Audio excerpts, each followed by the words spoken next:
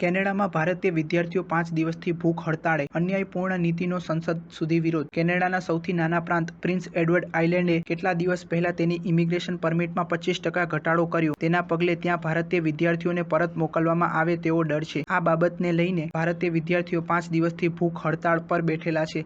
ભારતીય વિદ્યાર્થીઓનું કહેવું છે કે કેનેડિયન પ્રાંતે તેમની ઇમિગ્રેશન નીતિમાં અચાનક ફેરફાર કરતા તેમને અનિશ્ચિત સ્થિતિમાં મૂકી દીધા છે. બે ભારતીય વિદ્યાર્થીઓએ ત્યાંની સંસદમાં પણ આ અંગે વાત કરી છે. તેમણે સંસદમાં જણાવ્યું હતું કે તમારી ઇમિગ્રેશન નીતિ કેમ અન્યાયપૂર્ણ છે. સંસદમાં રૂપિન્દર સિંહે જણાવ્યું હતું કે તેમણે કેનેડામાં પોતાના શિક્ષણ પર કેનેડિયન વિદ્યાર્થીઓની તુલનાએ 3 ગણો વધારે ખર્ચ કર્યો છે.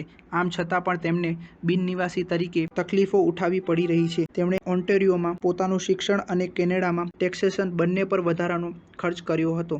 તેમણે જણાવ્યું હતું કે તેમણે એક કેનેડિયન નાગરિક તરીકે અધિકારની ખાતરી મળવી જોઈતી હતી. સ્ટાર ન્યૂઝ 7 હંમેશા સચ્ચાઈની સાથે.